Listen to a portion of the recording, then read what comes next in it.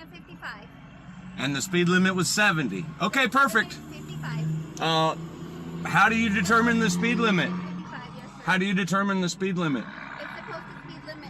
But I just showed you the statute that says that the signs don't apply to me as a private individual in my personal vehicle. Hello everyone and welcome back. Today we're taking a look at an older video from a recent face.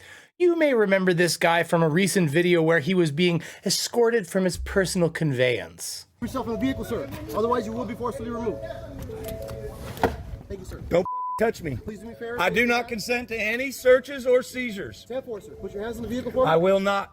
Okay, sir. You need you to comply at this moment, otherwise you'll be forced to comply. Well, this video off his channel is from almost a year ago when he was spreading the gospel of Texas road laws, probably to what is a new officer. How fast did you say I was going? You're going 66 and a 55. And the speed limit was 70. Okay, perfect. 55. How do you determine the speed limit? 55, yes, sir. How do you determine the speed limit? It's the posted speed limit. But I just showed you the statute that says that the signs don't apply to me as a private individual in my personal vehicle. The speed limit signs only apply to commercial vehicles. And I showed you that statute. I haven't been rude to you. I haven't been ugly. And I'm not being rude to you either. I'm just explaining. But I told you, I'm enforced. I'm doing. And I asked you how you determined the speed limit. So let me ask you. That's this. all. Okay, let me ask you this. You don't agree with the way that we enforce laws, correct? I didn't say that. The way that we enforce laws, correct? Or the way that we interpret our laws, correct? I didn't make any assumptions. I didn't make any statements to that fact. I simply showed you the statute and showed you that it does not apply to me. That's all. I'm not trying to argue with you. I'm just showing you that Okay. if you're going to write me a citation, just know that it's going to be invalid because I showed you the statute that says that the signs don't apply to me. And you said that that's how you determined the speed limit for that, that I violated, was by the signs. Correct. Right? Okay, but the signs don't apply to me, and I showed you that statute. And I showed you the following statute that tells us what the prima facie speed limits are. There's no actual speed limits in Texas because it's a reasonable and prudent standard. Now, Beaver, he isn't your uncle. He's not your responsibility. I know he isn't. It's just that he's so stupid, other me. We will come back to this, but his interpretation of Texas road law is blatantly incorrect. But as you will see, that is in fact because he is sorry. He's a sovereign citizen. I was not driving recklessly. You didn't see me driving recklessly, crossing any lines. I didn't hit anything, did I? Recklessly driving at a high rate of speed. Okay, but a high rate of speed is subjective. From the posted sign. The posted signs don't apply to me, ma'am. I showed you the statute. It's 201.904 of the Texas Transportation Code. Okay. Are you done with my ID? Yes, sir.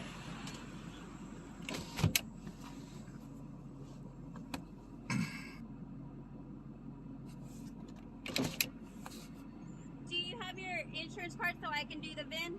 I showed you my insurance already. Right. No, I saw it. I need to enter it in on your VIN. I showed you it already. Yes, sir. I'm asking because I need to enter your VIN, and because normally these we scan it with a Texas one, so it automatically adds it. I'm just asking if you can. No. Okay. I've fulfilled my obligations. I'm sorry. I've fulfilled my obligations.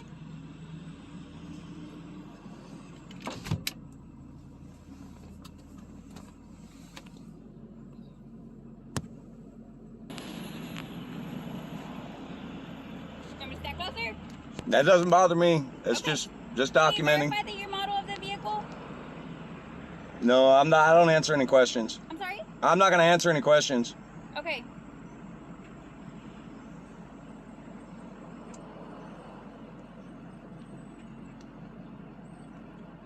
So you can't verify the year? I'm not going to answer any questions. I'm not being rude here with you. And I'm not either. I'm just exercising my rights. And if you're going to continue at this point, I'll go ahead and invoke my 6th Amendment right to a lawyer before being questioned by law enforcement. So now if you continue to ask me questions, you'll be violating my rights further. You're not receiving a citation, sir. That's fine. It's just that, you know, anything that I say to a police officer can only be used against me and not for my benefit. So I'm not going to answer any questions. I'm not charging you with anything criminally. You're not getting a citation. I'm asking Okay. you to verify the year model. I'm not going to answer any questions. Okay. Please don't make this harder than it is, okay? I'm not making it harder. I'm making it legal. I'm asking you to verify. I'm just exercising my rights. I prefer not to speak to law enforcement. If I'm not obligated by law to answer any questions, I'm not going to. Wait, so I need you to verify the year model. No, you want me to verify. No, I need you to because I can't find out what year model this is, okay? Well, that's not my problem. And I don't know why you need to verify the year model of my vehicle. So that I can print out this warning and you can go. That is all I need, so I can print it out for you. I'm not being rude here with you. I don't understand why you're being like this with me. You do. I understand that you've probably had bad encounters with other officers. Every encounter I've ever had, including just for simply asking for a badge number, I was arrested for assaulting a police officer. So I can appreciate his personal experience and even respect it. I mean, for the love of God, people, this poor man simply, and I'm sure calmly, asked an officer for his badge number and name, and he was arrested for it. I mean, I wonder if there was some sort of way that we could look into like the dynamic of how that interaction might have went, some sort of way to assess or quantify how that situation broke down and how it ended the way it ended. I know. You working down here? Yes, ma'am. Oh, okay. Done for work for the day?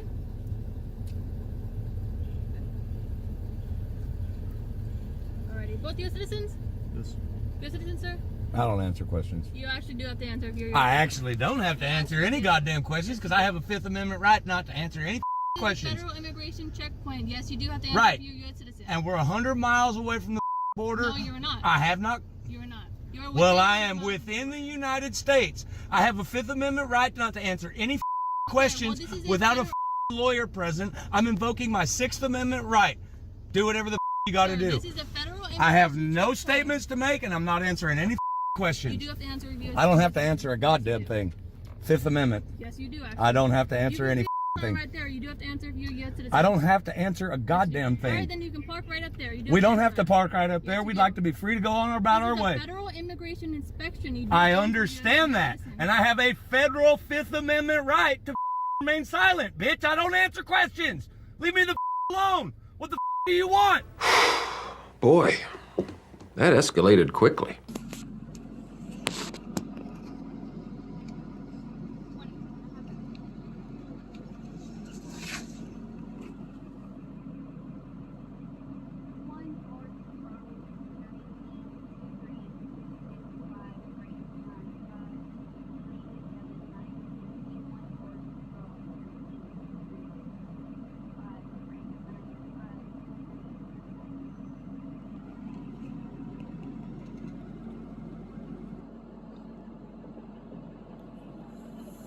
You can stick it right there in my mirror, and I'll grab it after you leave.